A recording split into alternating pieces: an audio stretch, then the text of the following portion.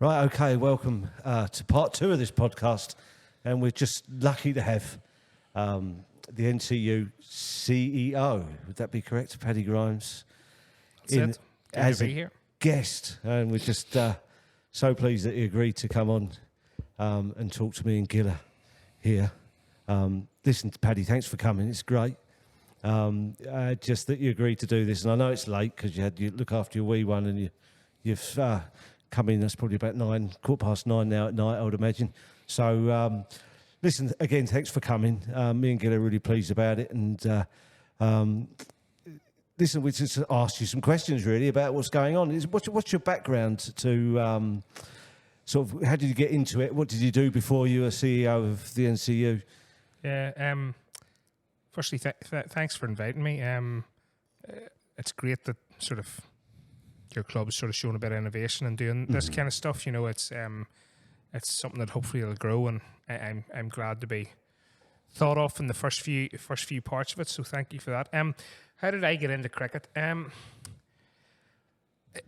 suppose from my background, I'm sport mad. I always have been, and I've been lucky to be involved in various sports, you know, from a very, very young age.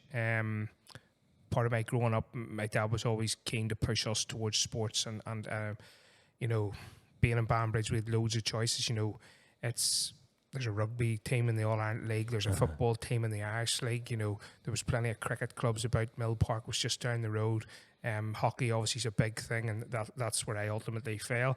I suppose then in work, I mean, by profession, I'm an accountant, and worked for PwC before it was PwC, and then I kind of fell into eventually to working in sports ground construction for a couple of companies, Halfies and CRL, and was fortunate enough to work on some of the best sports projects, you know, UK and Ireland, and I was working in that, and I suppose COVID came, and I thought, doing the same thing here every day, and it was more. A lot of people did. That's something that came out of COVID. A lot of people it was a wee bit of a, right, I really want to do this for the rest of my life, and then a mate of mine who I coach Ulster under 18 hockey with, who is the chief executive of Ulster Swimming, just happened to say to me one night when we were coaching, he says, "See, there's a job on cricket out there," and I was like, "Oh, right, okay," and I sort of looked, but that was it. Yeah. And then the next day, I randomly just met Angela Platt, and she sort of said to me, yeah, and I hadn't thought, she said to me, yeah, I'm sort of stepping away here, and she was sort of chatting about it, and she sort of said, you know, I just too good an opportunity to turn down with football, and she sort of said to me, you should maybe think about it. And I suppose that got me thinking a bit more, and then nothing happened for about a week, and the day before the applications were due to close, my mate were coaching hockey and said to me, "Did you send in your bloody CV for that?" And I said, "No, I never." And then I thought, "Oh, just sure, what have I got to lose? I'll send it in." And that was literally it. And I mean, there were a couple of things. I mean, I'd kind of toyed with the idea of getting into sport a couple of times before. I actually had applied for an Athletics Northern Ireland job about 10 years before that. I'd actually got down to the last 3 in the interview and didn't get it. And I sort of, in a way, I was glad because I didn't really know anything about athletics. Right. But cricket's always been something I've been really interested in, you know. My dad, I still hear him saying to me, "You're an idiot," but he's like, "Cricket, that's a rubbish game. What would you know about that?" But I actually am really into it. And funny, my wee boy's really into it as well, watching it and stuff. You know, I remember when he was born, 2013, like he was born in November, that winter was the Ashes. I remember getting up.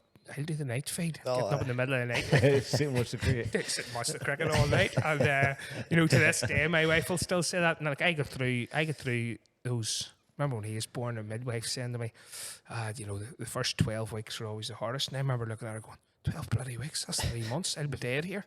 And like literally cricket got me through those first few things. So it's, I suppose that's how I found my way into cricket, if you like. And it's honestly been brilliant. Now, I've never worked as hard in my life in terms of the number of hours and so on, but you know, it's been very, very rewarding. You know, I've been involved in lots of different sports, and like the one real positive that we have in cricket is the people are lovely. Yeah. Lovely. I haven't, you know, this New Zealand rugby mantra of no dickheads. Like, I honestly haven't met any in cricket. You know, we as a sport are really fortunate about that. You know, and so I suppose a bit of a roundabout way, but you know, I'm sort of glad I landed here. Yeah. And it's a sport that's going in the right direction. Yeah. There's other sports sort of have their problems, but we seem to be moving in the right direction, which is great. So how, Paddy, have you found the role so far? I know you've touched on it a wee bit, like, but overall, what would be your feeling and how you've got on, and how long is it now you've been doing it? 2 years today. 2 years today. Today. So how do you think it's went personally? And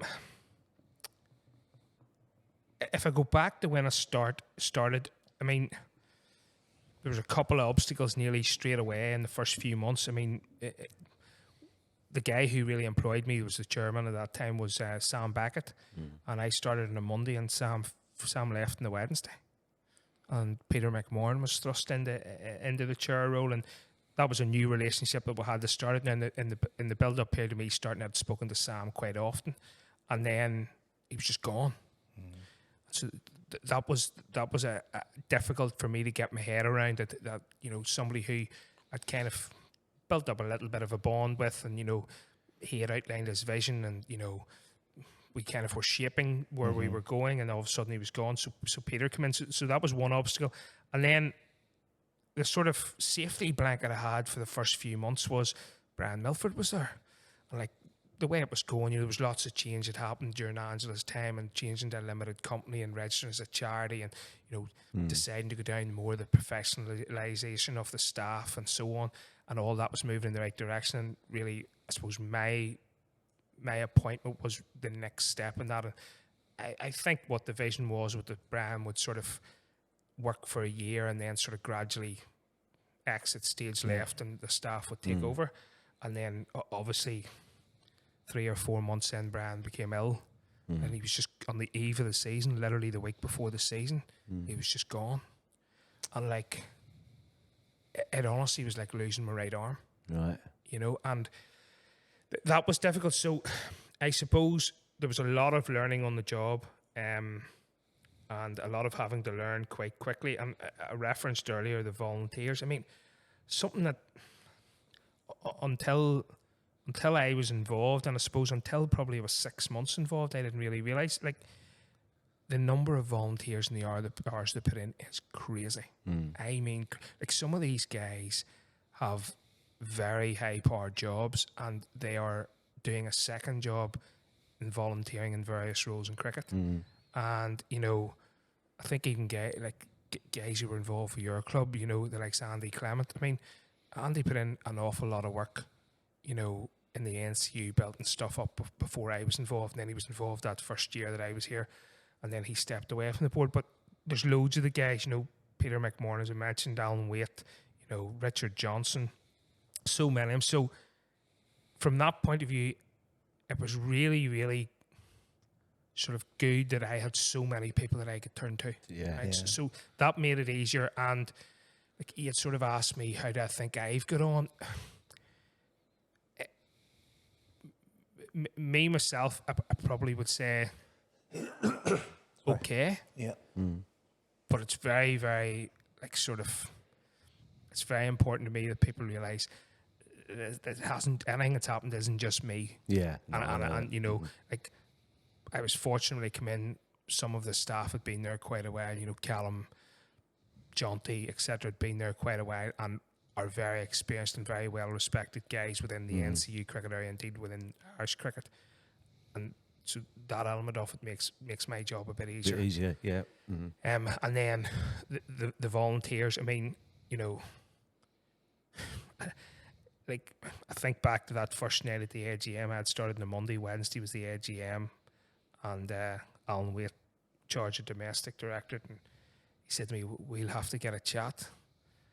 And then he said to me, like, when suits you? And I said, well, like, any time you like. I said, I'm generally up and about in the mornings. I'm an early bird. I'm up and about in the mornings. And he kind of looked and he said, 6:45 on Friday.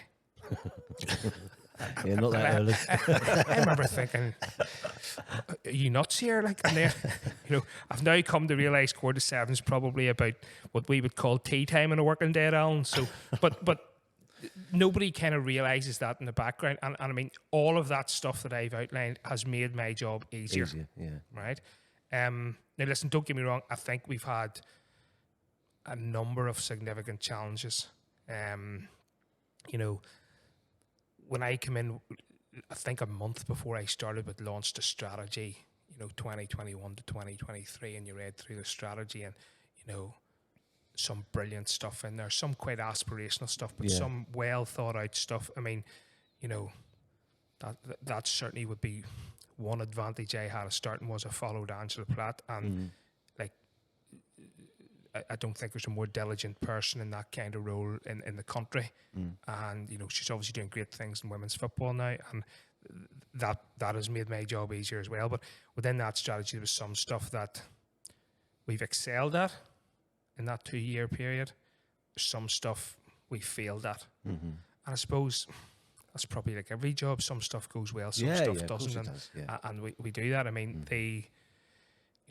certainly the growth in numbers that we experienced, particularly this season just past, has been it's been mind blowing. I know, Alan, we had said in the paper there during the week that it was unprecedented, and it has to a degree. And even as we start to look forward to 2024, I've already had about 8 clubs phone me and say, we have 3 teams now. We're going to go to 5. It doesn't surprise me. That throws up its own challenges. I mean, probably one of the biggest areas we've failed on is, we haven't quite got the facilities question addressed.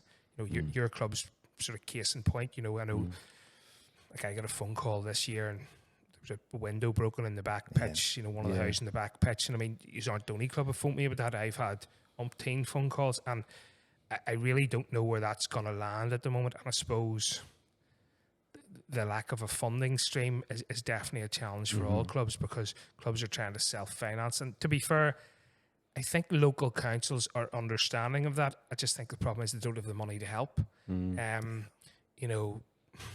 The sort of Stormont government, I think they are also understanding of it. Is the problem is until the Stormont government's back up and running, there's nothing we've they can been do. lucky. Our local councils really helped us out with our back pitch problem and hitting balls onto houses, to the point that they've more or less provided us with a new venue to play our down the club games of cricket, sort of like 4th, 5th and 6th, and at another venue now, and they're supplying us with everything we need for that. Now, that's not just for us, that's a community pitch that other people can use, but we're certainly, until we went to them and asked them, we have this problem, these houses have been built, we're now hitting the houses, we won't be able to play there anymore. They were straight in and helped us out, and we're really grateful for that. Absolutely. And we've got sight screens now and a new all-weather pitch, and they're going to cut the grass and the changing facilities, changing facilities and stuff. So without them, we would have been screwed. Yeah. Completely. And listen, if I'm being ultra critical about cricket and the sport of cricket, like from where I've looked, is I think there's been a tradition of not asking for that help. Yeah. I certainly know that, cricket clubs rarely applied for grants because it was always seen as an affluent sport and there was money about it. That's and, right. We didn't need grants and we didn't need help and so on and so forth. And I certainly think that's been a success in the past. In the past 2 years, I think there's been a sea change in clubs realising. Oh, we're flat out grants, aren't we? That we need this help. And I mean, I know even, stuff like our school, our club grant, which was out a number of years ago, there was virtually no cricket clubs applied for it. I think if it comes back out, which hopefully it will in the next year, I think you'll see a lot of cricket clubs applying for it, and that partnership between schools, it would be great. But I think, like I've even found this year, like we've met a few councils and we've tried to talk through things, and now to be fair, they're being honest. They're going, we don't have a whole lot of money here. But for instance, Belfast Council, which seems to be the growth area of a lot of the clubs at the moment, they stuck a 4th artificial down in Mollusk, so we're up to 4 pitches there. Like it's just another ground for people to play, which is great. And I know like Lisburn and Castlereagh Council, like Bisque are working hard with them, and at Ballyneal playing fields. And I think the long term hope is that they'll get maybe even grass wickets on the top pitches there. So. What about Cherryvale? I know I played a few games there years and years ago. Is there still cricket at Cherryvale? No. It's funny, somebody asked me this question, and isn't it ironic? In one of my last roles, I had a involvement in taking the cricket pitches out at Blanchflower, and where was the other one? And Victoria Park, the both of them. And the problem is, in terms of the community cricket facilities, there's not a whole lot of them. Like, I mean, within Belfast, there's none at Cherryvale. I don't think, there's none. I think the only ones at the moment are Mollusk and Fullerton Park. And I mean, Dunmurray, to be fair to them, they're battling very hard to sort of get their facilities and get, sort of them improved and all the rest. But they went through a period there where the council were replacing the artificial wicket every few months, and it was just burnt and burnt. Yeah. And it became very, very hard because it's a public park that cricket's played in, Yeah. I know even down, if you go down to Lurgan and Lurgan Park, Victoria have the loveliest clubhouse, set in the middle of that park. It's a brilliant park, I've not too far from me, and I spent many's a weekend there with a wee fella when he was younger in the play park and stuff. But it's a public park, and even councils, to be fair, going, we don't have the manpower, and What about the school grounds, Paddy? Is there nothing we can do in there? I know obviously we were in Park Hall, and thanks to Park Hall for helping us out during that brief period. But I think with us, there was a lot of football being played. Getting access into the actual school toilet facilities, changing facilities, was just hard work with the caretaker and that. Is there anything that we could do from the NCU's perspective for these new clubs in schools? Or it's funny, on Monday of next week, I'm going to speak at the Stormont Party group on sport and recreation on school facilities. From a number of point of view, I mean, there's some schools now asking clubs for £10 million public liability insurance before they open the doors to them.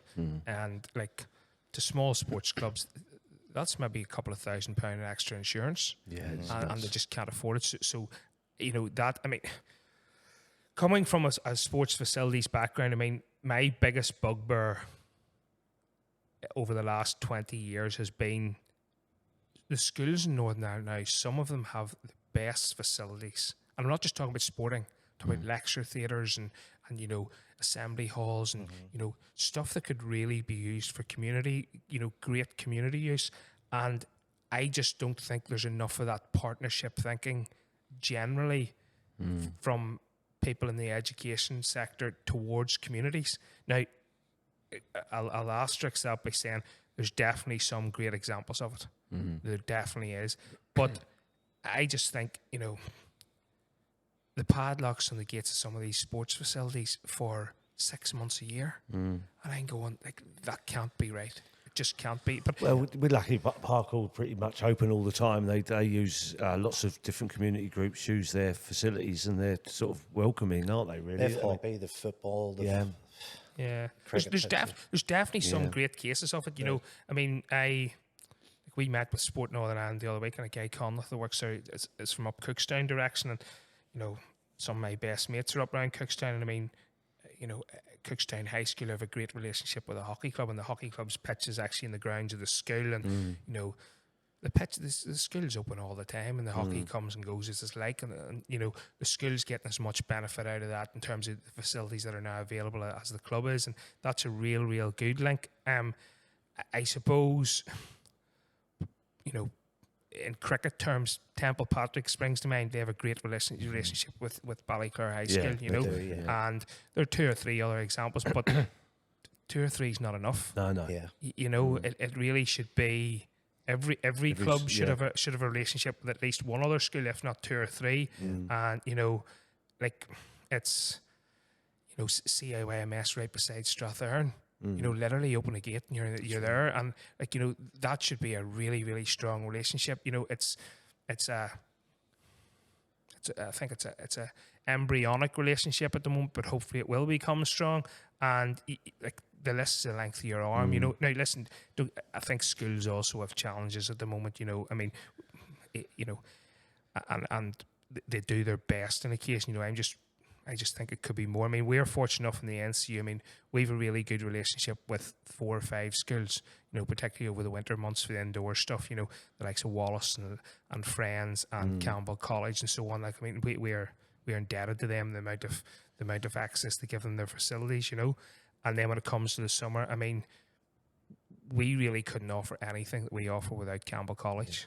You know, like the facilities they have, you know, the pitches they have, the accommodation they have, you know, the access they give us is fantastic. It enables us to do lots of stuff like, you know, our sort of challenge series, you know, and lots of the, you know, I think the guys have plans now in the next year to bring a couple of teams across the water into there. So it does happen. And I mean, even sort of going older, you know, University of Ulster's been really, really good, you know. One of my hopes would be that we could get some kind of similar relationship with Queen's. I mean, I remember when I was younger, the top pitches at Queen's had a decent pitch. Yeah, that's right. You know, and like, I mean, I think Queen's would be a really good growth area for us. You know, that area of sort of South Belfast. You know, the likes of, you know, Estonians there, Collegians have always traditionally been about that area, and like they're probably a good example. They now have got a great relationship with Methody. Yeah, and you know, Perry Park's a lovely ground. it is. Lovely, and that new pavilion built is smashing, you know. So, I see. Interestingly enough, the Antrim Newton Abbey Borough Council stopped the indoor cricket at the Valley, the indoor competition. I wonder what that was all about. Health and safety, obviously, wasn't it? People in the viewing gallery. I think the viewing gallery, there was a ball maybe went into the viewing gallery, or there was a fear that a ball would go into the viewing gallery, and you know, yeah, it's funny. Like, I know we had chatted before we started this around, you know, sort of where were we going and plans for the future and all this stuff. And I mean, like, one of the sort of KPIs that we've set ourselves is, can we make cricket a year-round sport? Yeah. I mean, part of the problem is, and you know, I'm very aware of it, up until relatively recently, we really played 4.5 months, and then we all went off and done something else, and then we come back, you know, a few months later. And now the only way we're going to do this is play indoor cricket. And we sort of trialled it last year, and we got kind of 18 teams, and you know, a few played here and a few played, and it actually was really, really good. Oh, it's great. Last year I went to every. I loved it. It was brilliant. Doing our commentary live. We did live streamed it and took the piss out of the guys playing. It was just great. It was just great fun. You just couldn't beat it. And it got the winter through. Like, you know. It's funny, like, you know, even this year the guys in the office are playing. So Callum said, right, I'll get a Lisburn team going, and he got a Lisburn team going, and you know, I think JCD's played for him a bit and whatever, and you know, they're now. They're fully into it. Callum won 1 league title, and now he thinks he's going to add indoor. He'll be running about like the good thing about us. I mean, it was a bit controversial at the time, but we've collaborated with Temple Patrick. Yeah. So we've got, you know, 2 sort of arch rivals really have joined together to put a team in. County Antrim Avengers. Yeah. So like, you know, I would like, now this year we've had a couple of challenges. We actually got 24 teams who expressed an interest in coming onto it, and we thought, right, 24, that's good. You know, last year we kind of got a steady 12, another 6 teams playing a wee bit, but I sort of thought, right, 24 is a good start. Now, the difference with indoor cricket as opposed to outdoor cricket is the team's never going to stay, so you can't really do a year-on-year league with promotion and relegation. So it was trying to come up with a format, and our format was, you know, smaller qualification leagues in the period to Christmas. Then split it in Division 1, 2, 3, and 4 if we can get it after Christmas, and play each other once, and that's your league, and all the rest. And that was dead on. And then nearly straight away, the Valley, you know, we lost 2 venues, so that only left us with 1 venue that could give us a second night. So essentially 2 venues at Friends, and so that's now what we're left. So we couldn't have 24 teams, so we're down to 12. You know, the venue thing, that's a question that we come back facilities. That's a question that needs answered, you know. So, like, hopefully, obviously there's meant to be a development, hopefully happening at Stormont that should give us one good hall, which should give us another facility. You know, there's a development hopefully that's near finished at New Forge, which has a massive hall. Funny, I was just talking to them today about that. You know, so hopefully that'll give us a venue that I think could host 2 matches at once, which would be brilliant. But I think the indoor cricket will just grow and grow and grow. Oh, it's great fun. You know, and couldn't beat it. I said, like, I don't know if you remember when I started, but the end of November last year, Ian Callender done a piece in the Sunday Life about cricket generally and me starting and what I thought, and I've always had this thing in the back of my head, but we needed a showpiece event, something that we could get, 5,000 people at, and I still think indoor cricket's what that could be. You know, I like getting the venue. I mean, where would it be? Like, could we stage an indoor cricket event in the SSE Arena? Yeah, I don't know, but whether the financials would work out and stuff. But it's this aspirational dream that I'm thinking. Well, how can we get to that stage where we have our finals there, maybe, and there's junior finals, there's kids finals, there's senior finals. We maybe on the if it's over a weekend, the last match of a night is every night is, I don't know, Ireland versus Scotland, an international. Yeah. I don't know where it goes or where it lands, or like even Monday and Tuesday this week I was in Dublin with Cricket Ireland meetings, and I said to some of them, is there an All Ireland version of this can happen? The National Indoor Arena down there, or the basketball arena. I don't really know. I don't have any of the answers. No, I'm just going.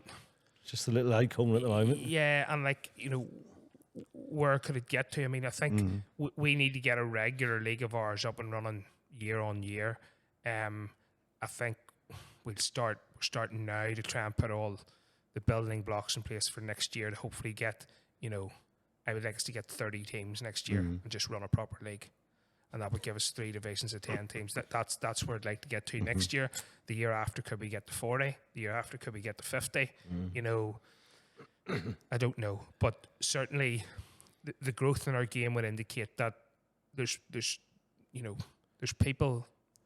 I think there's people playing less dual sports, so therefore people would be more interested. And the format of indoor cricket suits people. Turn up, play for an hour. It's five-a-side football. Like exactly. It's like the amount of people who play. That's what it is. And I would love to get there. So that's probably, that's a big goal of ours. Try and get this year-round thing happening. And if you have a sport that's year-round, and you can start to get media coverage year-round, and you can start to sort of attract more sponsors and so on. It opens a whole new world. Certainly does. I suppose the other one other question that John McCormick always alludes to is, you mentioned Cookstown, the likes of Portadown, Dungannon, big towns that no longer play cricket now. Is that obviously in your remit to try and go into these towns, into the schools in these towns, and get cricket up and running again now? Yeah, it's that's. I suppose that question's come at quite a good time. So, I have had in the last 2 months meetings with Dungannon Cricket Club, Portadown Cricket Club. I haven't met them yet, but I've had email correspondence with Newry Cricket Club. We've actually had expressions of interest from 7 new clubs for next year. Brilliant. Now, do I think all of them will become members next year? No. Yeah. But I think that's the seed sown with all of them, and I think there'll be a want to get there. With all of them, the challenge is still facilities. Yeah. Portadown, like I remember as a schoolboy playing cricket in Portadown. Rugby club, was At it? the rugby club, and like real good grass wickets and stuff. Yeah. Not that I was any good, but I just remember them being really good grass wickets, and but they don't have those really good grass wickets. They haven't been maintained in 10 years. Yeah. They have an artificial that it's full of holes. It's like more holes than my father-in-law's jumpers. And like it's just, you couldn't really play cricket on it. But I think, to go back to your question, is it within my remit? Growing the game is within the staff's remit, and that's what Sport NI fund us for. That's what Cricket Ireland fund us for. To grow the game. So yes, it is. I think I would like us to have some kind of finance that we could assist these clubs Yeah. to get up and running Absolutely. and get off the ground and support them. And it doesn't just need to be support, financially. I mean, you alluded to the fact that we get into schools and so on. I mean, it's a little bit of a catch-22. We want to grow the game, but we have to grow it sustainably. So if Portadown Club's up and running, we'll go into schools to support the club. If there's no club, in an area going into schools, sometimes it's futile. Yeah. And somebody used the phrase to me recently, there's a like to do and a need to do. And the need to do at the moment is to support our clubs that are there to grow. Yeah. And in some cases not even to grow. In some cases it's just to survive. Yeah. And the like to do is that we would be like football or GAA, and that we'd have a development officer in every town. Yeah. Yeah. But like we're a long way off from that, a long way. Yeah. So with these new teams coming in, hopefully, what do you do about the setup of the leagues, so to speak? 'Cause Jonesy, you've got an issue with this, haven't you? Yeah, so it's quite an extreme example, but if you look at Junior 7 next year, which our 5th 11 will be in, there will be 5 second 11s, 2 third 11s, and then our 5th 11 in that league. Jonesy's worried because he's captain of the 5th, like, and he's going to get a dicking every week, and he's just like he's trying to figure it all out Especially on right now. a Sunday. And he's like, wait till Paddy comes here, I'm going to tell you. So he just sees his averages Yeah, I know. tumbling. Huh? he's so obviously that is an issue. I mean, we've got the PSNI, we've got a first 11 who's been whooping people all That last was a tricky season. one for you, wasn't it, Paddy? The PSNI one, you just weren't sure what to do and where to put them in it. Yeah, well, listen. I don't know what you're supposed to do, to be honest with you. Yeah. To be fair, so there's a couple of questions in that. The PSNI one, so there was a rule change at last year's AGM to allow sort of the nucleus of a club to start, but not scare them off by sticking them into senior league cricket, right? And me personally, I thought that was an important element of trying to certainly, grow yeah. the game, Yeah. right? Now, it was put in with a caveat of we would give them 3 years to get up and run, and then they would have to go into senior league. And that was agreed at that time. And I think, to be fair, PSNI have came now and they've said we'd like to go to senior league next year. Right now, they've told me that verbally.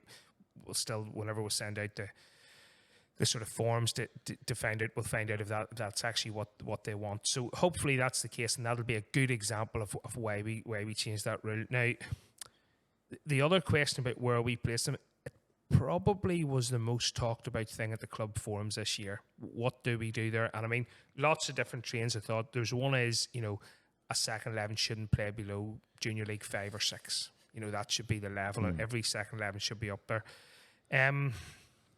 The other train of thought is that, well, within a couple of years it works itself out. Yes, no, I do agree with that. Yeah, last year leading into next year was a little bit of an unusual situation, with so many new clubs and so many teams adding second 11. So, the first month I started, we met with Downpatrick, and to be honest, it was nearly putting up or closing the shutters, and that was it. That was them finished. And to be fair, they have worked. They have had a real good team working very, very hard. Downpatrick, any watching of cricket I done at a decent enough level, final stuff when I was younger was at Downpatrick. Yeah, beautiful ground. Played hockey for Banbridge, and Shane Harrison played with me, good mate of mine. And I remember going to watch them in the Challenge Cup finals at Downpatrick. The bank packed at the roadside end. No, and there was Interpros at Carrick, at Downpatrick in 2015. Yeah, 2015. There was a 3-day match. That's Unites against the Warriors. Top ground, top facilities, top club. Yeah, and it's just, for me, I just think cricket in the Down area itself. Again, absolutely. And to be fair, they've actually worked so hard, and then they went this year to 3 teams. So they went from not nearly having one. In fact, the year before I started, I think they only played midweek cricket.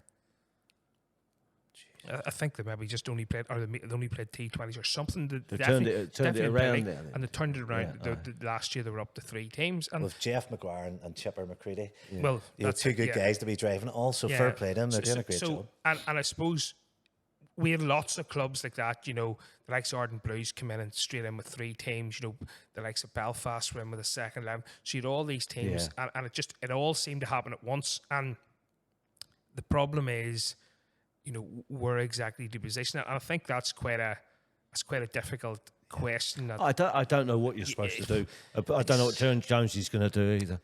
In fairness, Jonesy, I think it's safe to say that a lot of in defence of the teams that only have 2 teams, you know, on a Sunday they're strong. On a Saturday they're not. Struggle to field 2 teams. So we have beat Jonesy on a Saturday there last season. I think we beat our fist beat a couple of second 11. We So beat it's such a Dunmurray tricky twice last year. So Yeah. So it's tricky. It's more so on a Sunday that the issues arise. But I also sat and last year watched, was it Larne's seconds player? Was it our fourths? No, it was our fifth. Our fifths, and it was just a disaster. Yeah, it was night and It's day. just it's. I think the one thing that definitely came out of the form was, you know, sort of the lower leagues. So we had 8A and 8B last year, 9A and 9B, and I think that kind of developmental element of the 9A and 9B league is something that I think clubs liked, something that you could throw in a few kids and whatever. Yeah. I think, you know, what we said last year was we actually went to all the clubs, all the new clubs and all the teams that were in the old Division 8 and B. We said to them, where do you want to go yourselves? Are you developmental or do you want to go slightly higher? So we put, you know, the ones who want to go slightly higher in the 8 and the developmental ones in the 9. And I think, like, my view would be, although this is definitely something the domestic director is going to have to discuss, my view would be that, you know, we probably will move away from 8A and 8B and it'll just go Division 7, 8, 9, probably 10.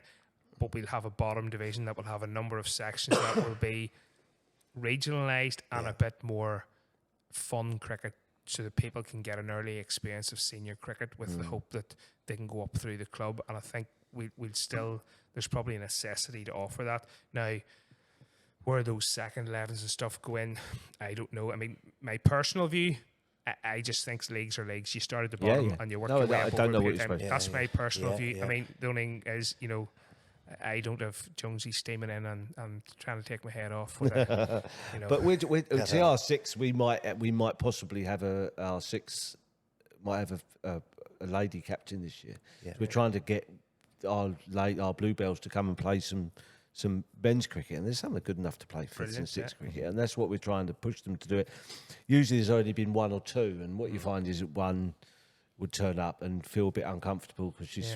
But if there's 2 of them in each team, it can get. And then once they do it, it's not so bad then. Right. So that's what we're trying to do, and try and get our younger sort of like our younger players and our women to start playing 6th cricket a bit more and try and sort of. You know. When you're looking then at the Premier League, Paddy, what's your thoughts on the current structures with the split in that? From a staff point of view. Chaos. The split's just the bane of our lives. Like, you know, and the 2 leagues, obviously, Premier League and Senior 2 last year, it splits. And, I mean, I was going to say it near caused. It caused around Senior 2. You know, we tried to do what we thought was the right thing, and other people didn't think it was the right thing. And we were doing what we thought for the right reasons and so on. Now, we got it sorted. We just had a chat and we got it sorted and it was great. But it's... I think the reason why the split exists, again, I think for good reasons. You know, like the number of games, the sort of the stress it puts in club grounds and so on is the right thing. I think this year the clubs are like listen, at the end of the day, what we as staff and what the NCU exists for is really to do whatever clubs want. That's right. Like you know. I'll get levelled at me sometimes. Oh, you know, you're bloody doing this. You're bloody, and I'm going, well, clubs voted for it. We aren't bloody doing anything. You know, we're just doing like our jobs. Like my job as staff is there's rule. I get given a rule book, and I do my best to ensure the game's run by that rule book. Yeah. Right. You know, I think we do a good enough job at that. Yeah.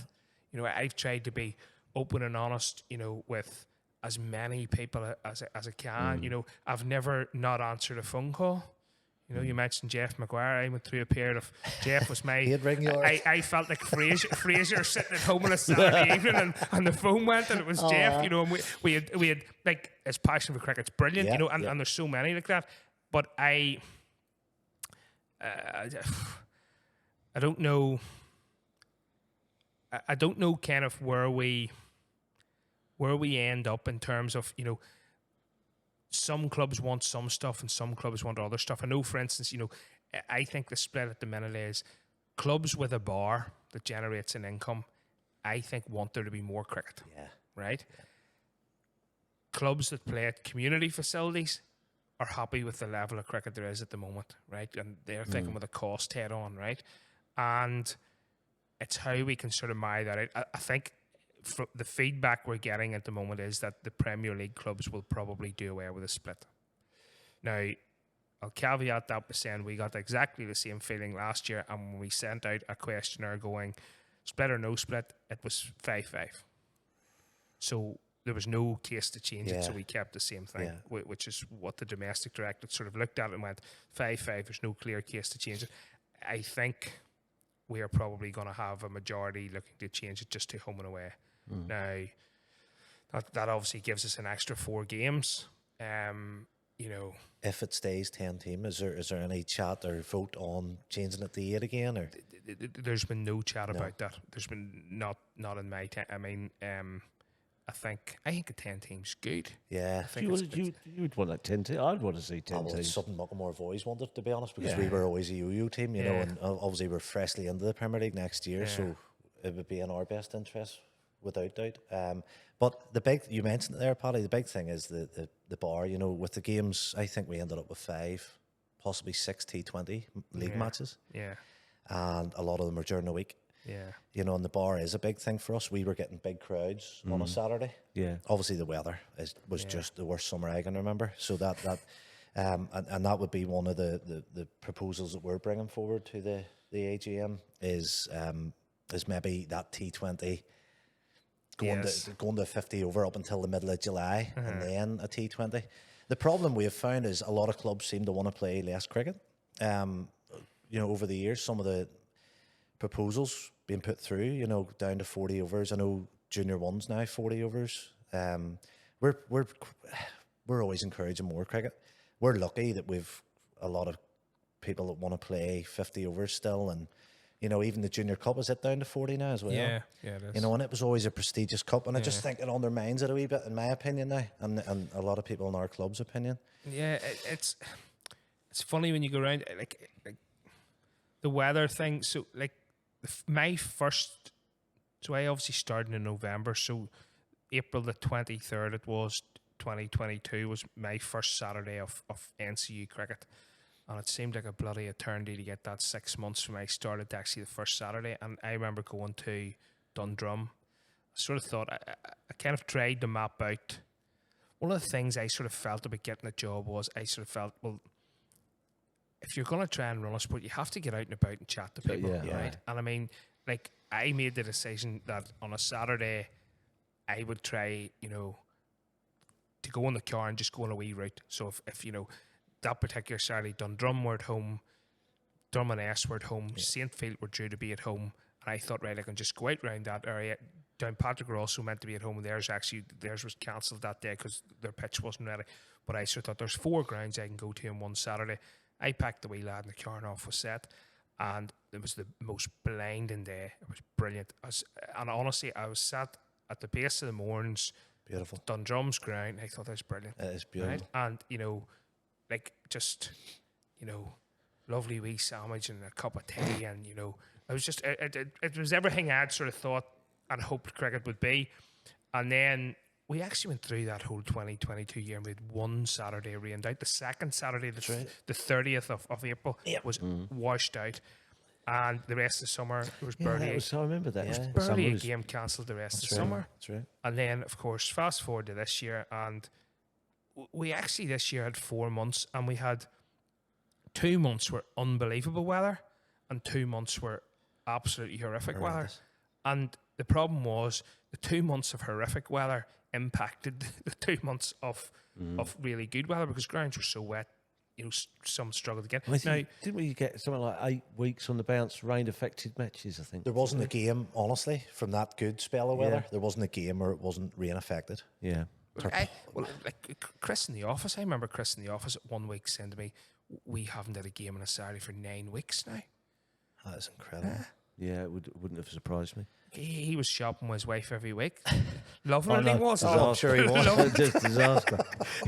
you know, but like that's like it went from the sublime to ridiculous in Yeah. 2 years, and I mean, you know, I've probably in the first 2 years in a row experienced every scenario, you know, that's possible. Now, I don't know, like and the problem is, you know, like this year, you know, we went to start that sort of third week in April again, and it was wet. The previous year had been the best day of the year, you know. So next year, do you start the same week or do you delay it by a week? Like, there's no real hard and fast solution here, like, and that's part of the problem. And then you get into, you know, should you play more cricket? Should you not? I mean, part of the other challenges we have when we sit down and schedule it. I mean, like, the calendar's like spreadsheet-orama, like, you know, and Yeah, you I look can at it and imagine. go, the other challenge we had this year was Cricket Ireland moved the National Cup and the Senior Cup a month earlier.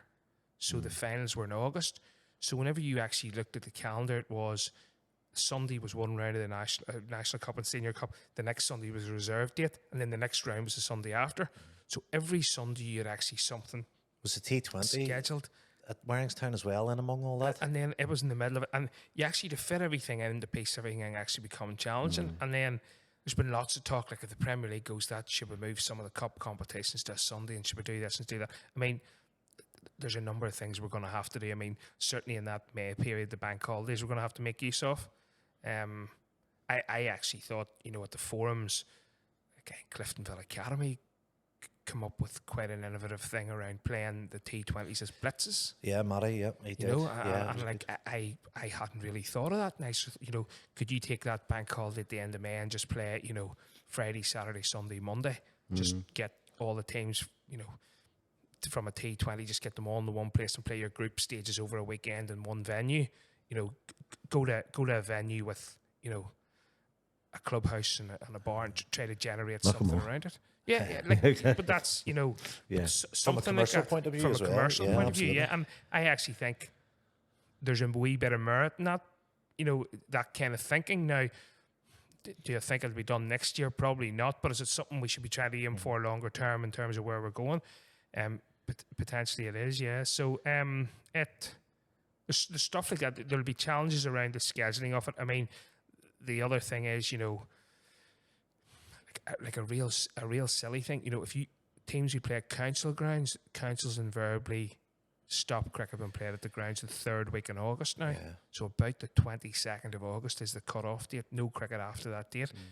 You know, our season at the moment goes on to the first Saturday, second Saturday in September. Yeah.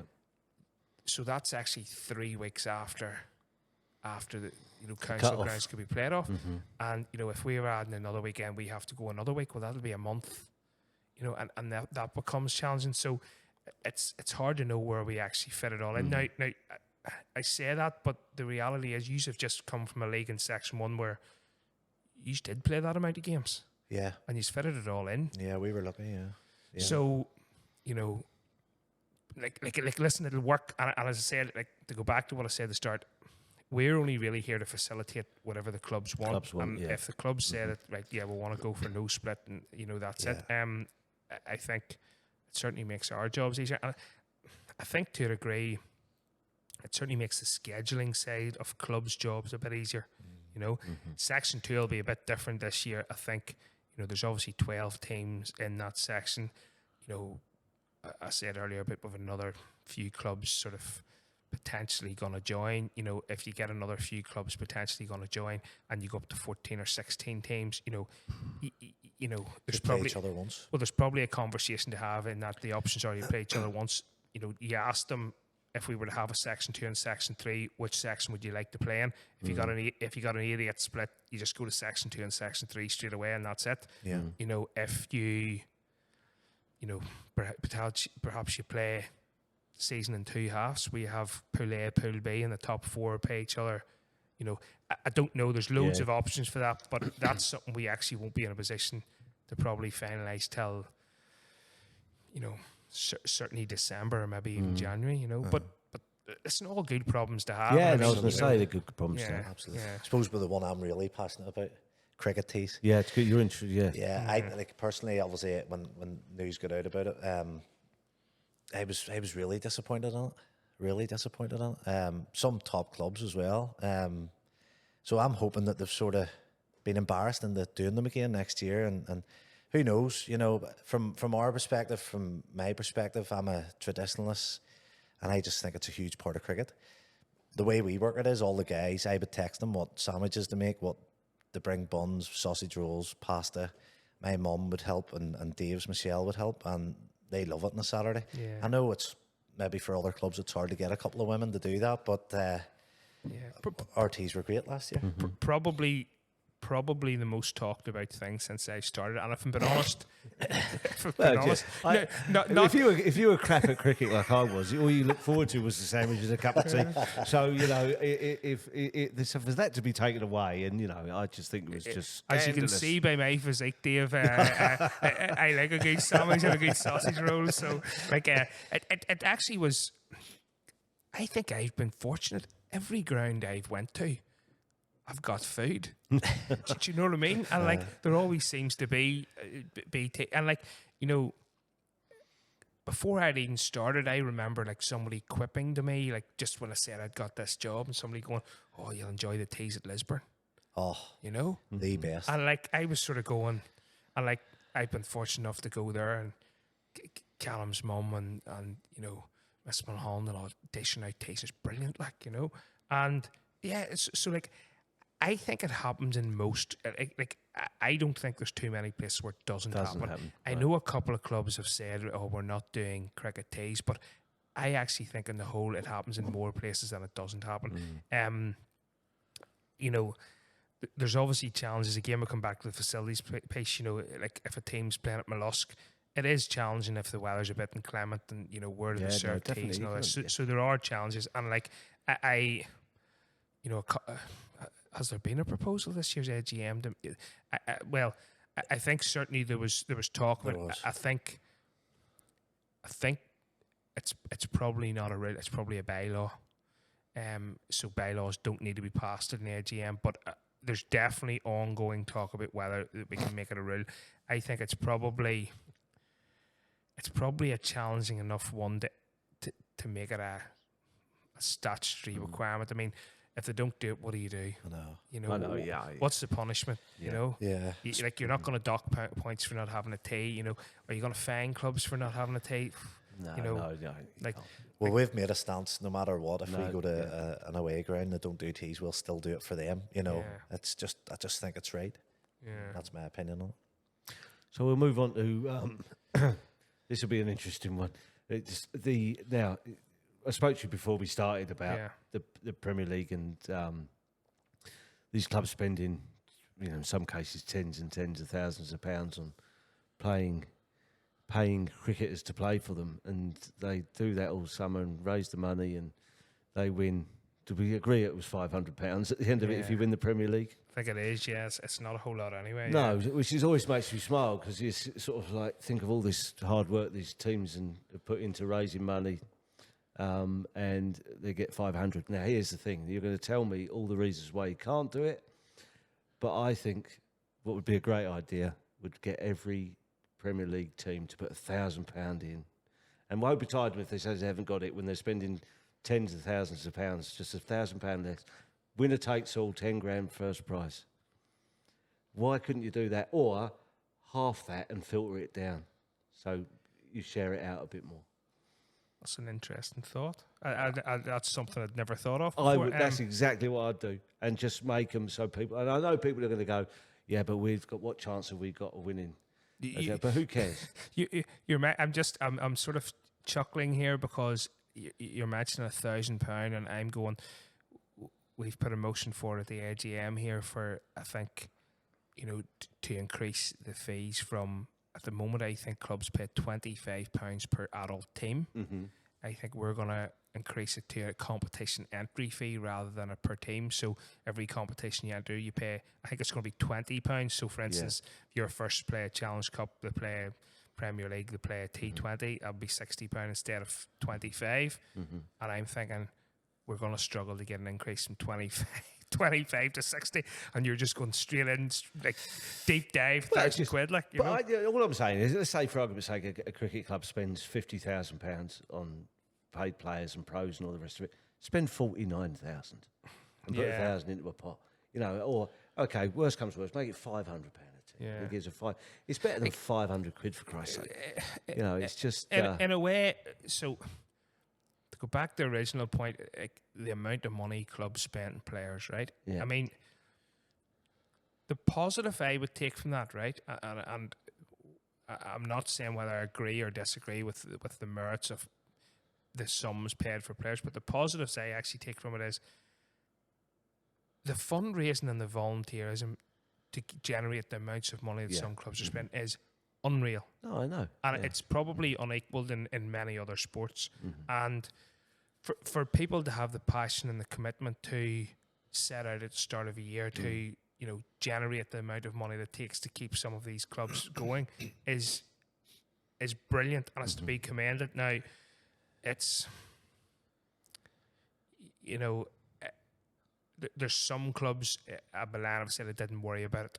There's some clubs I think are spending a lot of money now, and, you know, where does it stop? Well, we've had this conversation before. And I don't particularly mind about that bit. It's just the fact that they do it, and at the end of it, after spending all that money, whether it's come through a business or it's volunteers, they've got a little cheque for £500 for winning it, and it's always made me kind of laugh that, you know, after all that, you get £500 like.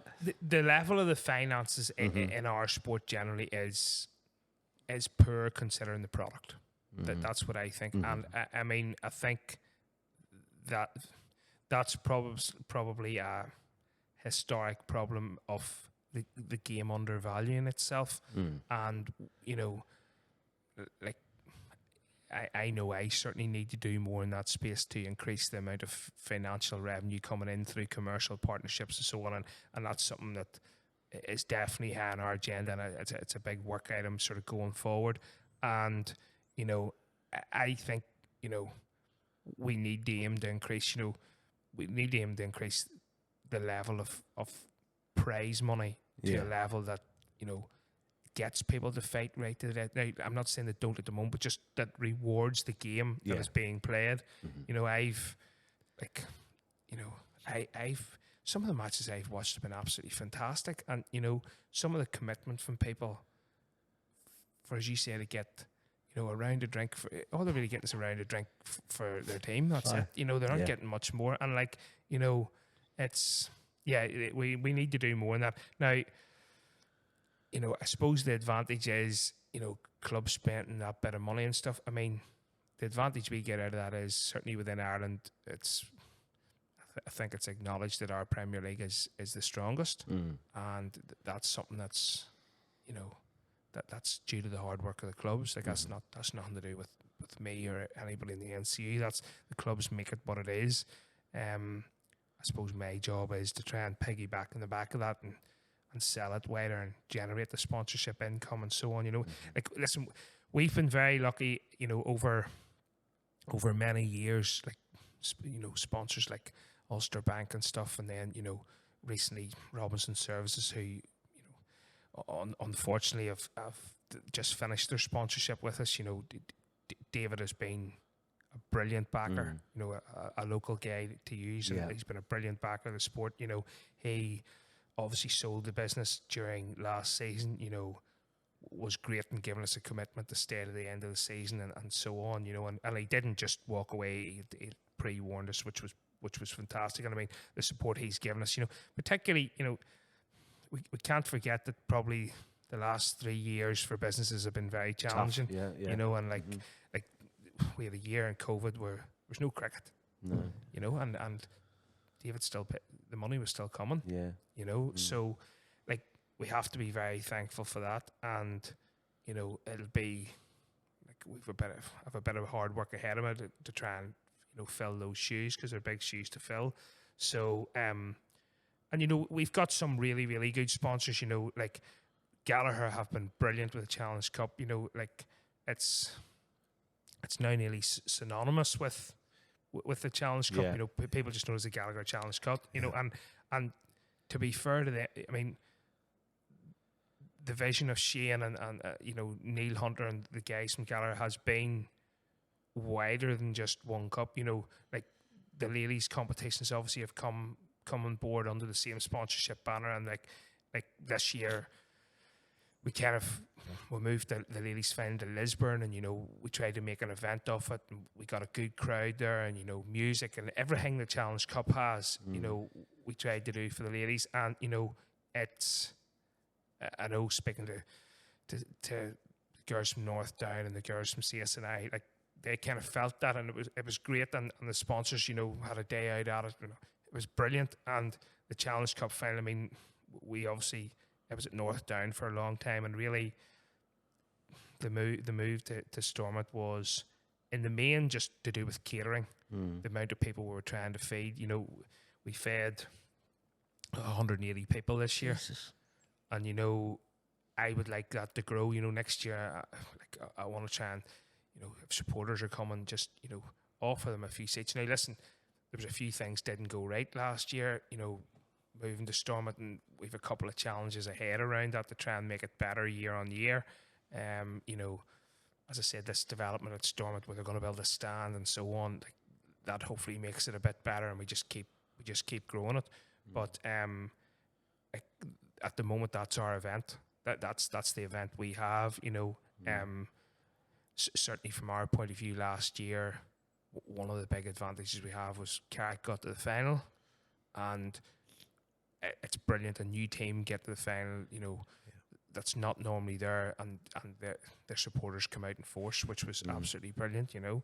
And you know, and then obviously the final itself was a brilliant spectacle from both teams, you know. And I mean, like at one stage, Warringstown looked to be running away with it, and at the end of the day, their supporters were shouting at the players, and the players were shouting at the supporters, and it was getting a bit touchy. But Can't beat that. you know. But the product on the pitch that day was brilliant, you know, and I think people off the pitch seemed to have a good day as well. So we need to keep pushing that, and then, you know, we need to learn all of the good things that Gallagher's get from it, and, you know, from the work they put into the actual sponsorship, and, you know, how we can replicate that with other companies across the leagues and across the cups, and, you know, even in their sort of our development stuff that we run with the kids, you know, and the sort of participation programs and stuff. So it's brilliant. It's just how we can do that. I think, you know, from the NCU's point of view, I think the social media side of it's been brilliant, you know, and the showpiece finals. Obviously, Warringstown held a few and done a great job. Nelly and the weather we had was just, and some of the finals, the wickets were like that table, you know, it was like a brick. And I just look at other unions, you know, Northwest were a powerhouse of Irish cricket, and I know a lot of their players starting to come down to play in the NCU now, and you know, I'm sure other unions look at the NCU and go, do you know what, they're doing things right, you know, and social media is a big aspect in that. Yeah, I just think that side of it's been fantastic, and the coverage with Gallagher's and that, the coverage and the interviews and stuff like that's been superb. I think. Listen, I can't take any credit for that. That's the first thing I'll say. I mean, but the year before I started, like, we don't have the money to have a full-time marketing person. We just don't at the moment. Now, I'm touching wood here, but hopefully that's just around the corner that we will have. But I always, and before the people in the NCU before me always felt that activating sponsors and giving sponsors something was a big part of it. You know, there's no point going out and asking these companies to commercially partner with you if you aren't going to give them something back. Well, this is what we've had this conversation. conversation. It's so important to us that our sponsors get something that are shown that they're getting something without in return. a doubt. And in the May of 2022, so about 4 weeks into the season, I actually popped along to Donaghcloney to watch first round of the Challenge Cup. Donaghcloney were playing Bangor, and I had a chance conversation with a young guy playing for Bangor who said to me, I'm doing a sports marketing degree in Leeds. He said, wouldn't mind a bit of practical experience here. And we really didn't have anybody in the role. Johnny Morton, who's now at the newsletter, was doing bits and pieces for us, and there was another young lad doing bits and pieces for it, but really he kind of established quite quickly he was come back to England, and we really had a void. And I just said to the guys, listen, come in and see me next Monday. We'll have a chat. We'll see where it goes. And guy Michael Martin, and who now is back playing, I suppose, at his hometown club, Ards in Donegal, and he just started. Mm-hmm. And so he's at Leeds. He's at Leeds University doing sports marketing. He finishes that degree next May, but he's come in for the 2 summers and basically worked for 4 months. And he's a young guy with the beard, isn't he? I think? Young guy with I a had a beard. good conversation with him at one of the At finals. Wangstown, He actually, he's a professional in that space, and I suppose the advantage we have is he's at university, he's learning all the stuff, as the world's changing, he's learning about it now.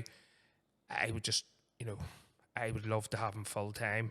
He's away back to university now. Like, I've no doubt he'll get a good degree out of it. And I hope that he'll be able to come and work for us full time.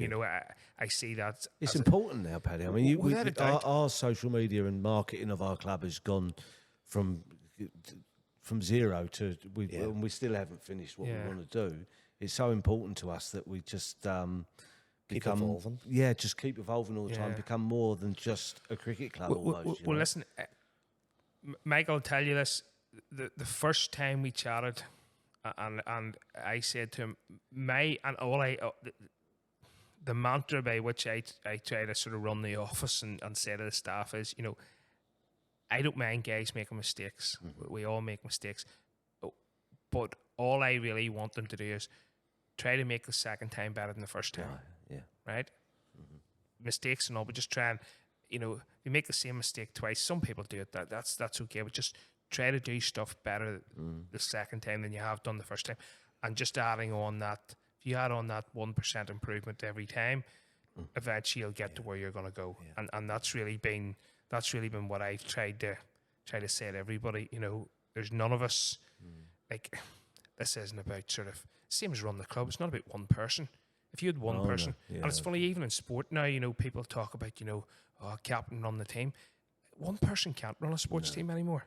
Like, you know better than most. You just can't. Stuff happens in your life, and you need people to bounce ideas off. And it is, it is a team, and it's the same in the office. I mean, Michael's fitted in really well with all the other guys, and he is like, I just said to him, if you think it's the right thing to do, you do it, because I'm not a professional in that space. And he's just went on to it. Now, there's been a few boobs. I mean, I'm laughing because the Robinson Services Star of the Week, the first one of those we done this year, he done it. First year was just Twitter, so we could just take that amount of votes. That's the winner.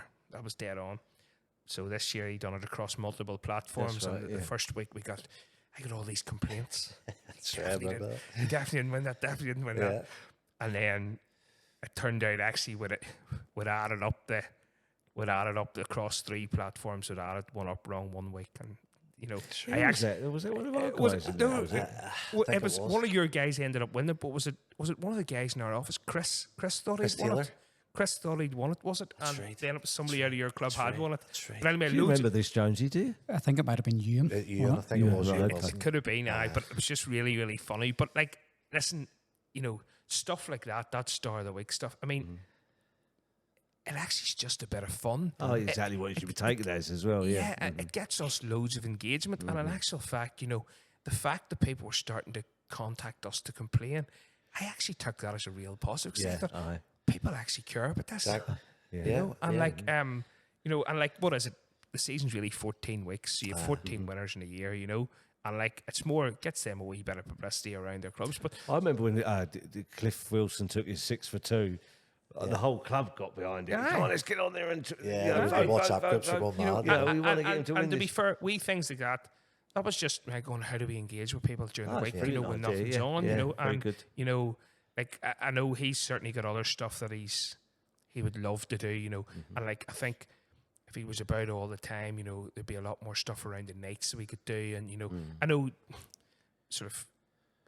I actually think just like he went off a couple of times this year, Michael, and he sort of done a bit of work with Cricket Ireland on the internationals and stuff. Like he went down to India and worked, the internationals. And I mean, that's just about building his knowledge base, and how to do it. And like that kind of stuff, is brilliant. And I actually think, one of the ways you'd mentioned about the Northwest, and they used to be a powerhouse now, not only in the cricket side, but in every side, I actually think cricket in Ireland will be stronger if everybody's stronger. Absolutely.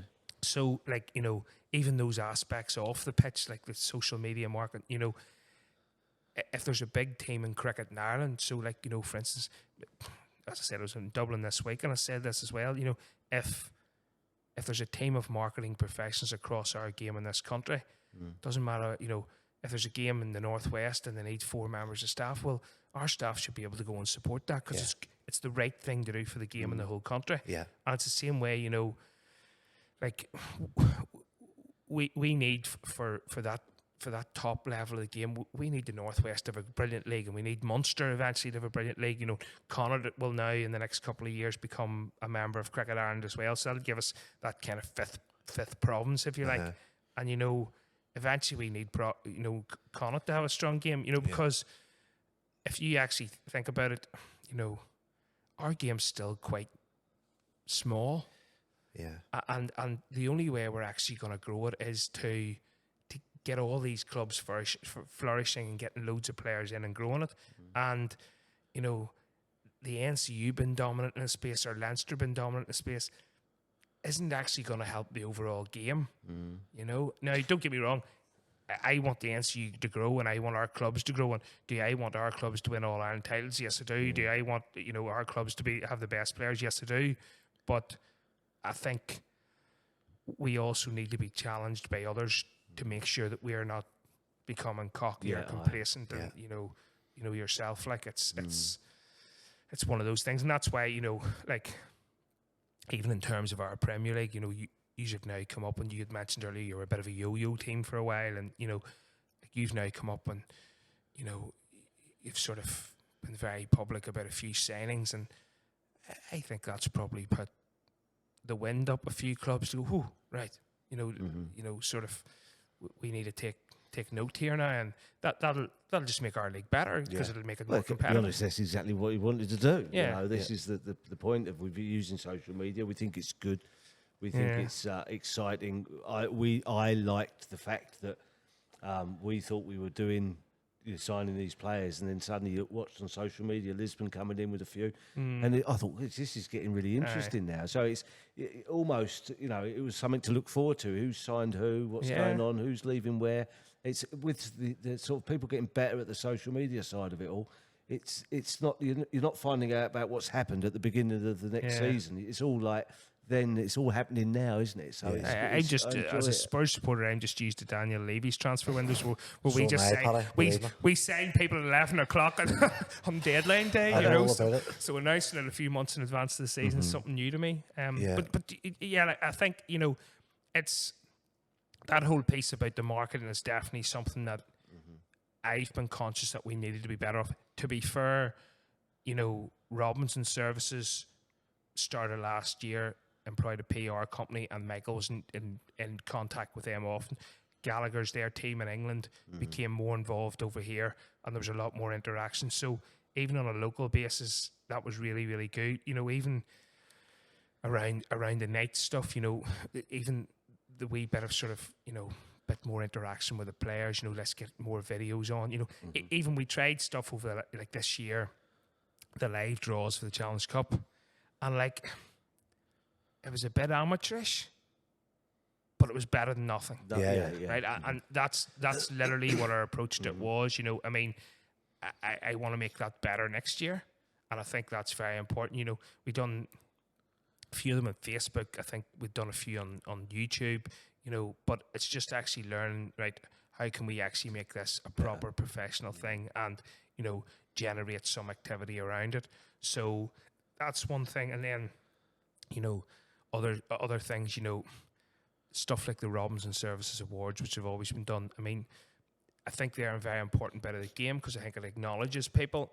Now, the problem is that in the current format, they're probably need tweaked in a way, because we're not getting people to come, to accept the awards, which isn't a good space for the sponsors and so on. Yeah. So the sort of break where Robinson Services probably offers us the opportunity to do something slightly different. Mm-hmm. Okay. Mm-hmm. And whether that is that we look to present them more on a when they happen basis rather than getting everybody to one place.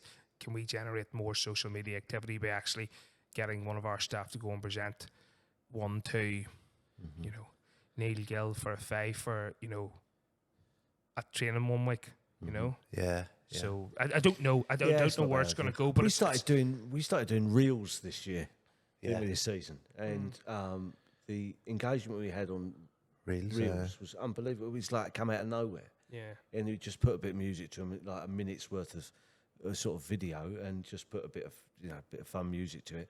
And we were getting like thousands of people. Yeah, I said, where's this coming from? Suppose I'm just thinking. Sorry, Paddy. I'm just thinking when we're talking about the marketing side of it. NC have always been lucky, and I'll go back to, God rest him, he's no longer here, but Davy Holmes, who's from your neck of the woods. Davey was incredible on Twitter.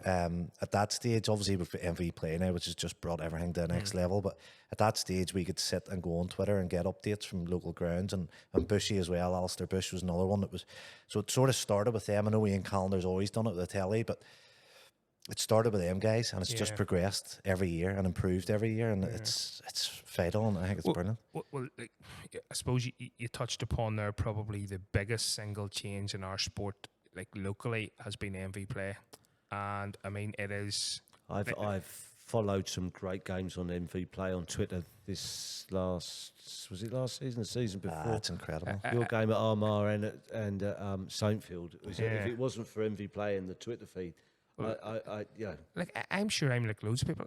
I found myself on a Tuesday night sitting in the house with an iPad on, watching your Lady Seconds playing. It's just because it's on and you'll watch it. And to be fair, the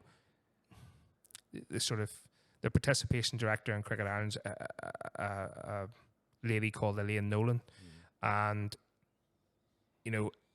I actually think she's fantastic at what she does.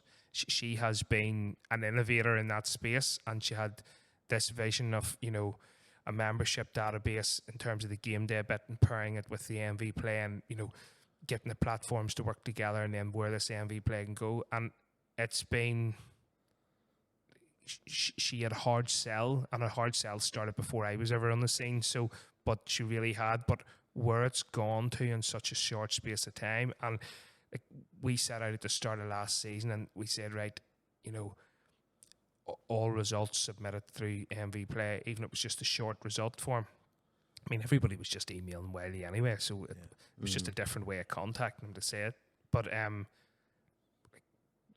we nearly got 100% of results through it last year, and that literally was like at the start of last year, people saying I have no chance, we didn't get Senior League ones.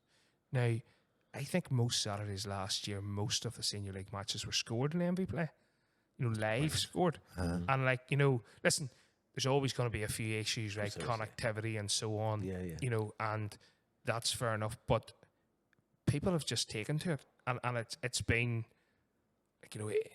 Alan Waitland, who's been around cricket, for decades, as he said himself in the paper, so I'm not slagging him there, I mean, he even has been astonished at how good it's been. And I haven't been to a cricket club this year that there aren't people sitting with a phone flicking MV Play to look at every match. Yeah, and I think then on the back of that, I think more and more clubs will try. I know Neil Gilson has been in contact with me about getting MV Play cameras at Drummond Hills. There's been other Premier League clubs, Lakes and North Down and stuff. Ryan Hare was in talks with them as well. From my point of view, if I had a pot of money, I would prefer, if I could give every club £500 or £1,000 to install the cameras, I think that would be a game changer for our sport. He's changed our club. I don't think, this whole thing about money coming into cricket in Ireland in the next couple of years, I'm not sure it's quite going to be the impact that has been publicised, but in 2 years' time, if we had a pot of money and I could go to the more junior clubs and go, right, you need an artificial wicket, $8,000, there you go. You know, let's get MV play cameras in every ground, there you go. You know, like small amounts of money that would have a lasting change. Yeah, definitely. And I think that's the kind of stuff that I would like to do. But, you know, We do this thing when the first play at home, and I think we did it 3 times last year, that we invite our youth section to come up at tea time and their parents and everything, and they get to play a quick game of quick cricket out on the pitch while these boys are having their tea. yeah, And it's on the MV Play cameras. yeah, And that's the only reason why they come up, because they want to be on the MV Play cameras. And their parents come up, and then we go from from not many people being there to loads of people, kids. The bar's getting used. There's kids out there. They can't. They're playing cricket. They stay all day. Then they can't wait to get home to go and switch on the YouTube, so they can watch themselves playing cricket at the tea break. We've tried our first 11 home matches. We're really trying to make it a family day out. Yes. So Bouncy Castle, rent the Bouncy Castle out, families down, and we're lucky with the tennis courts free now, so the kids can go in there. And obviously, They literally, as these guys walk on, they run on with the plastic stumps and the bats, and they tear away for half an hour while they're having their tea, and they're waving at the cameras and all that, all that goes along with it. And it's funny that whole sort of surrounding experience of a game. What are we doing around it? Is a very, very important bit of how you grow participation. And like, I mean, you actually have to look at things like T20s around the world where they put in hot tubs at the side of pitches. I told you about this. I told you. Like random stuff that you would never have put a hot tub with a cricket match. No. yeah, But somebody at some stage has thought, give this a whirl here and see how it goes. And like there's stuff like that now happening, and now listen, are we near the day where we're going to have hot tubs at the side of a pitch? I don't know, but I'm sort of going, if stuff wasn't a camera, would a hot tub company use that as a bit of a marketing opportunity to go hot tubs at a cricket match here? I don't know. I don't. If we were to hold something like that Blitz style T20 weekend of finals, is it something that we could do just to get a crowd? Yeah. Maybe. we're actually taught. We're probably going to run with it. First week of April with a second week as a reserve in case of rain, a T10 bash type tournament. Yeah. And get as many teams as we can. Yeah. And hopefully raise a few quid doing it, It's all weather dependent, obviously. It is. And unfortunately, that's, I even, obviously leading up to the Challenge Cup, we put a big effort into the Challenge Cup and, your plan. And you literally are for 2 weeks just going, please don't be in for 8 hours. Please don't be in for 8 hours. And it is literally like that. And, there was about 20 minutes before the start of play at this year's Challenge Cup where it rained for about 10 minutes, and I thought, oh no, and then it didn't. The rest of the day was perfect. Yeah. But I look at it different now. I helped run a festival which we actually have at the cricket club last year, but I've helped run it for 12 years, and I quite quickly got that if you organise any event, no matter what it is here, never worry about the weather because there's nothing you can do about it. Yeah. It's just nothing. If it rains, it rains. If it doesn't, it's great. Yeah, it's like going holiday to Donegal. It's going to rain in the beach. You just exactly. I used to sit get there in the water when it rains and come out when it doesn't, and that's worry myself sick and be looking at the long range weather forecast. And then I thought, you know what? If it's not the south of France. That's just Dave's attitude, but he's just that. Do you know what I mean? Just it rains, and that's whatever will be, will be. That's your attitude. Just, we're not all like you, Dave. No, but we're not all like you. Do you know what I mean? Yeah, but listen, it's. I suppose that whole idea of like how we just make it more engaging for more people that's probably the challenge at every level of the sport.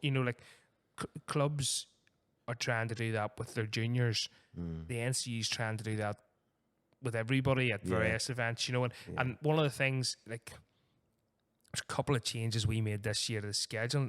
I moved all of the finals to different days. So it used to be a couple of finals used to be in the same day. And I sort of thought, well, if we're looking to create events, from a commercial point of view, if you book everything on the same day, well, your coverage is half, and all the rest. And I'm going, so we actually made just August finals month, and every Saturday there was a final. And I was just going, well, we need to try and create events. And that's why one of the things that we started was to try and have these double headers for the T20s. So just take 2 finals to Warringstown, play them in the one day and try to get a crowd there for the whole day. And I think the principle of it's right. Trying to create those events that we kind of can sell and market and so on. I just, where we position it in the calendar probably needs looked at to try and make it more attractive.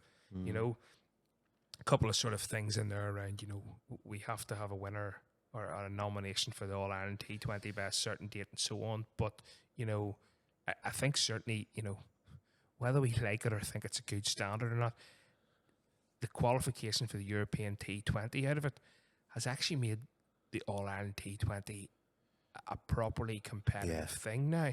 And like there's a few quid in it if you can go the distance, And like CA were 3rd last year. They got a few quid for being 3rd. Yeah. And like you actually, if you can start to didn't get 10 grand for winning the Premier League, don't you? But like that's where if you can grow that a wee bit, like it actually is a bit of a carrot. Like, a wee European trip for a club. Like I know, having played hockey for Banbridge, like I went there at in October to watch Banbridge in the EHL and polo in Spain, in Barcelona, and I mean, it's like a European trip's a great trip. Like nothing beats a few beers in the sun. Like absolutely, and watching sport, and I just think that's a good card for cricket, and that's actually to be fair, whether you think the product's good or not, what the guy's doing for cricket's good. Yeah, you have to pat him on the back. And watching every game. I was watching Ben and yeah.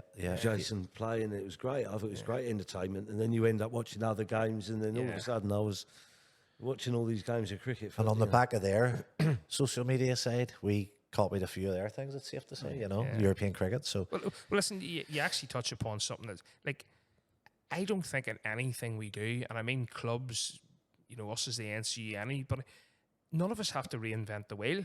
No, we just copy people. You just, the ideas are all there. Big Iggy. Well, if Iggy watches this, which he's near enough the first person to watch it because he Snapchats me, but Iggy always says, "Where'd you get that idea from, Giller?" He always says we copy Carrick. Like, so there is there.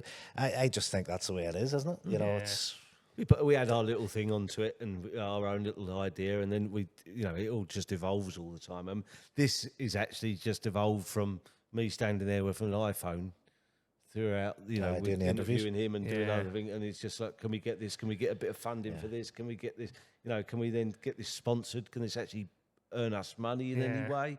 This is how we kind of look at it. But listen, even you mentioned character. I mean.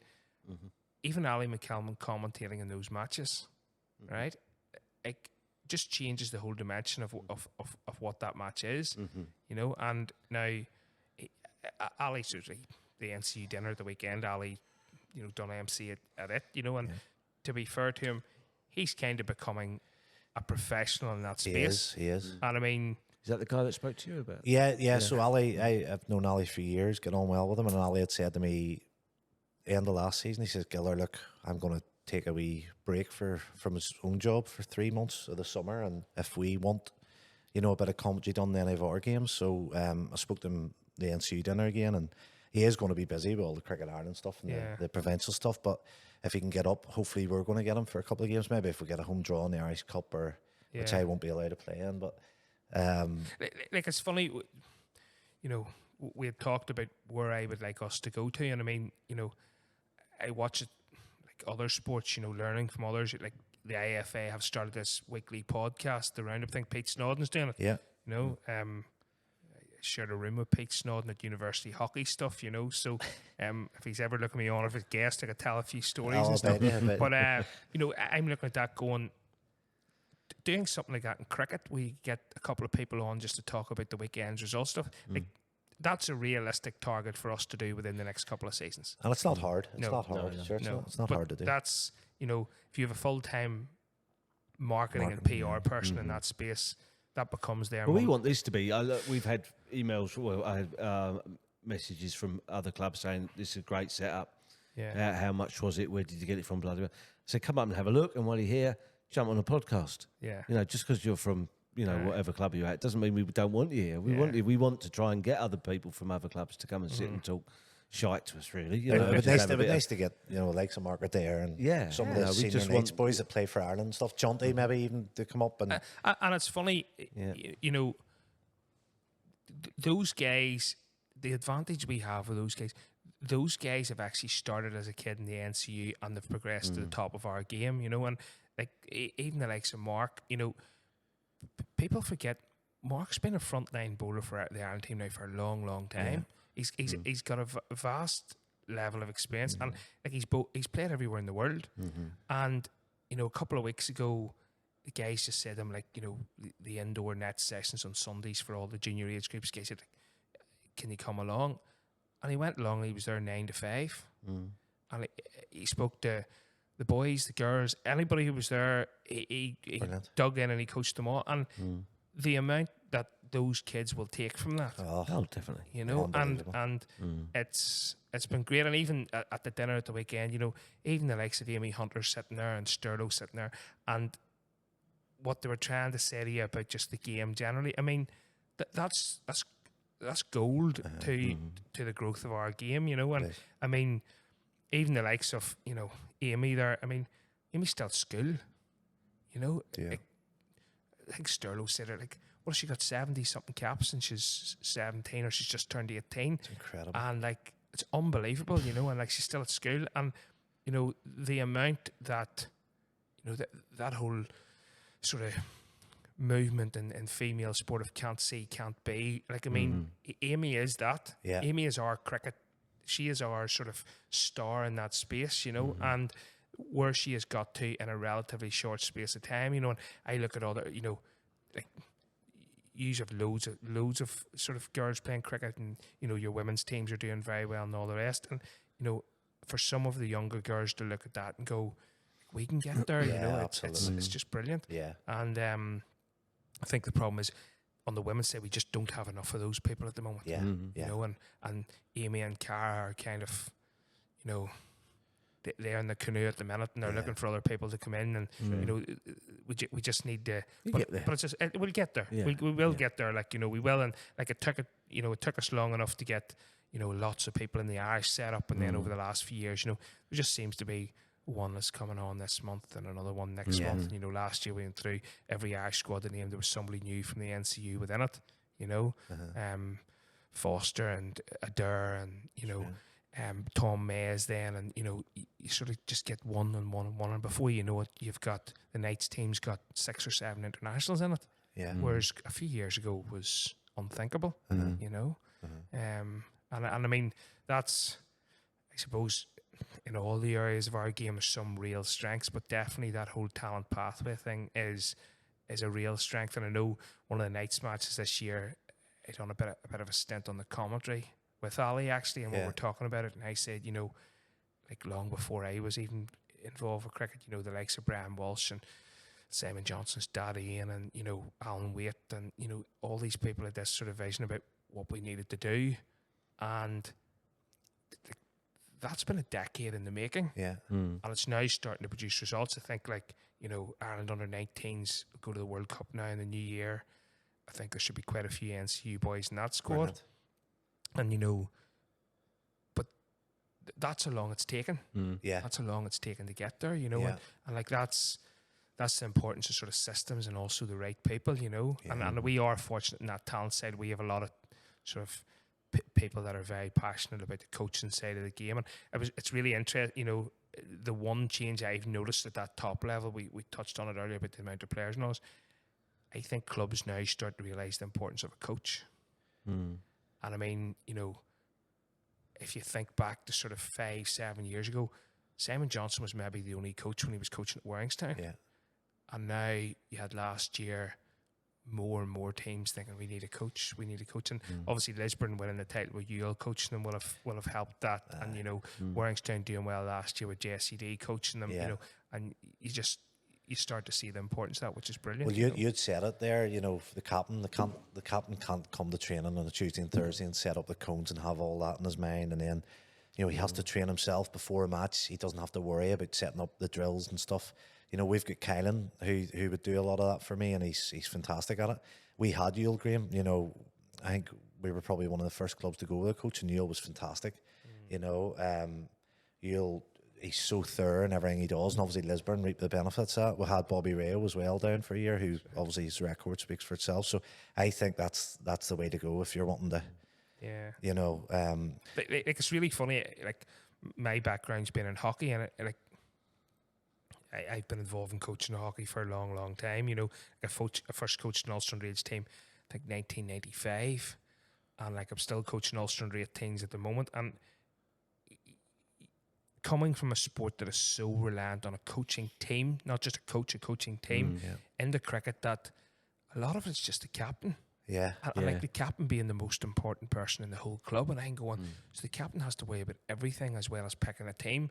And it actually was alien to me, and you know, I then read recently a bit about Shane Warne when he started coaching, and he was, you know, his views on coaching and the coach captain link and all that, and it was much different to other people who had went before him, and he seen that coach captain as a team who ran the team, whereas a lot of people before him, the coach would have set out the cones and all, but the picking of a team was the captain's responsibility, and he kind of changed a few perceptions, particularly in India when he coached in the IPL. I think he changed a few perceptions of that. But it's good and funny. That's, along with facilities, that's probably one of our biggest challenges. We don't have enough coaches, you know, and it's... We've got a rake of level 1 coaches at our club, and you can't get them to do anything. You know, that's the problem we've got. Yeah. So you know, and I know it might sound a bit harsh, but that's exactly what, you know. I have to admit, like, I mean, I've, you know, I said to you earlier before we come on. I mean, people often say to me, "Oh, why do you coach and why do you do this and why do you do that?" And I suppose my attitude's always been, somebody done it for me when I was a kid. Do you know what I mean? Yeah. And I mean, I've been very fortunate in sport, like particularly playing hockey at Banbridge. Like, I've been very fortunate to work under some brilliant coaches, right? And all very, very different. Like, I remember when I first got involved with Banbridge, and the legendary Mark Cinnamon would have coached, and like, you know, he just would have told you what he thought, and he didn't care who you were, and like, it was pretty brutal at times, and I didn't mind that as a person. Some people, you know, the world's changed now and it mightn't go down so well, but at that time it was brilliant, and you kind of respected him because of who he was within the game. And, you know, we went through very sort of technical coaches, like a guy Stephen Watt, like who's coached at every level, and then, you know, on to, you know, we had a couple of seasons of Banbridge getting coached by Suzanne Evans, a woman coaching in a men's Premier League sport, and I suppose she was a bit ahead of her time in terms of that, but was phenomenally detailed, like anally so, actually, like when I look back at it. But all of those different experiences, you know, were brilliant. But then you actually look back and you think the amount of hours those people put in, and that limits your pool, because some people aren't prepared to put in that hours. And like, I actually, you know, don't get me wrong, I spend a lot of time away from home coaching hockey, but you know, you need an understanding home life at the same time. You know, I'm fortunate enough, my missus is a sporty girl, you know, and like just turned 50 and plays hockey every week and loves it. And I mean, that sort of helps, you know, but that is a big challenge now. It is, and home life, like, I mean, I'm like, I didn't coach in the middle of, from 1995, I've coached every year a representative team of some description, apart from 3 years around the time just after my son was born. He's now turning 10 now in a couple of weeks. But, you know, and I'm fortunate enough, he's just been used to coming to stuff with me. So, like, you know, I coach his wee kids hockey here tonight, and he'll help me set out the drills on the pitch. Like, you know, I can just set him set out that, and away he goes, and he does it. Very good. And, you know, so stuff like that's really, really good. But, you know, it is challenging, and you can see, like, you know, people have less time nowadays, you know. Like, you know yourself, even in terms of the player pool, you know, getting guys to come out on a Saturday, especially for cricket, where it's not just an hour and a half, like, you know, hockey's obviously it's a day, like, you know, and that's, you know, it's one of those things, like all the challenges we have in cricket, because of its uniqueness as a sport, you know, the likes of hockey, facilities isn't really as big a challenge. you can play 4 matches in one pitch in a That's day. right. That's right.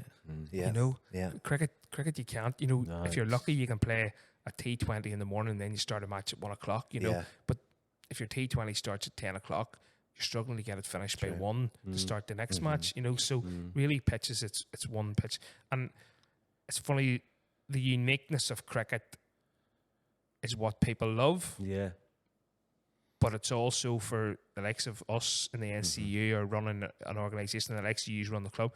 It's also it's a pain in the hole that you don't really need, you know, and that's that's. I think from every time I'm captain, I've always said the younger guys and stuff that are settled down and that get the girls down and get them involved. You know, make the club a family place, and there is a lot of clubs like Warringstown, Lisburn, and that are family places, and that's what we're trying to do on a Saturday now. And our club is, you know, it's very family orientated. So if you get the buy-in from the women, that's the big problem. It's funny. I said Alan Nelson's wife at the end of the season. It just so happened Warringstown got loads of home draws in the Irish Cup because they were all on the Sunday, and they were just like 5 minutes from my house.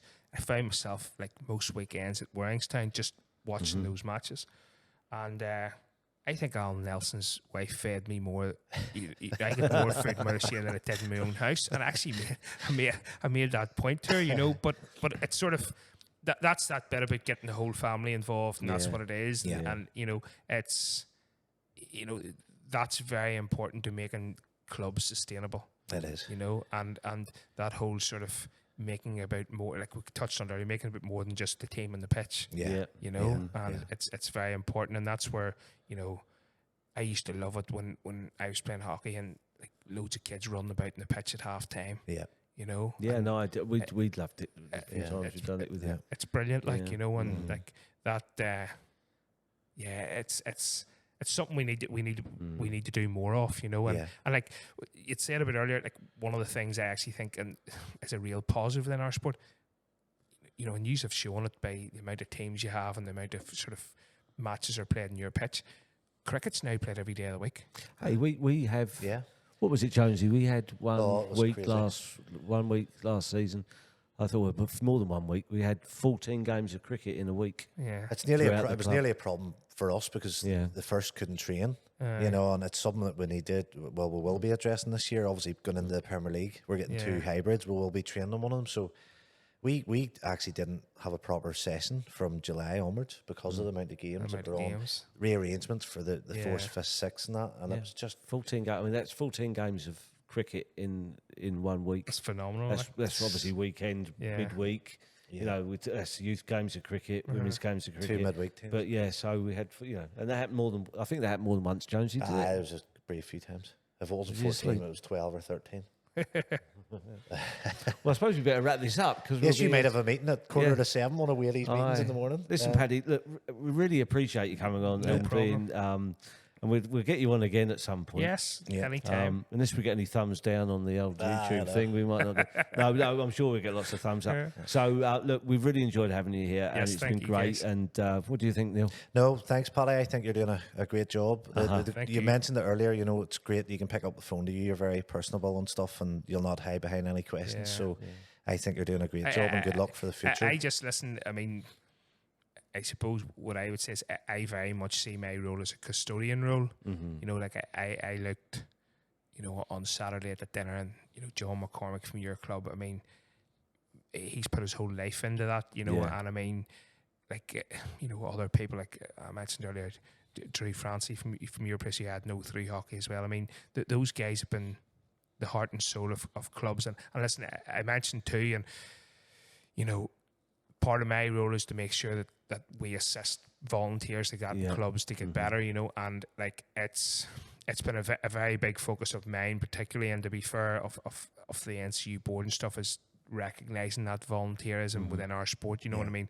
We host that volunteer reception every year where we just the people who work within the NCU as volunteers, league secretaries, people you don't even know are doing a job. You know, but who do a really, really, you know, people in our appeals panel and disciplinary panels, and be lost without them. Like you would, you literally would, and it's very important even at club level, you know, and that's where, you know, like the NCU existed 100 years before me, and I'm only here, like, you know, it's in the relative space. It'll be a short time, and I just considered it like nearly like an honour, but there's also responsibility to make sure it's still there when the day comes that I'm not there, you know, and that's really what it is. And you know, it's great. Like, I suppose you guys are our biggest club within the NCU, you know, and you know you're pushing forward in every aspect of the game. You know, the women's is really strong, the men's is really strong. Even you were saying about, you know, the facilities bit, you had a problem, you've now worked with council, you've solved the problem, and I suppose that's a good example, you know, for other clubs. And it's just important that we get more of our clubs in that forward thinking and that forward trajectory, you know. So so well done, and Thanks, Paddy. Well, again, thanks very much for coming, and we're great. We're looking forward to watching it back. Yeah. Cheers, guys. Cheers, Thank guys. you. Cheers. Thank you. Thanks, Jonesy. Cheers, Jonesy.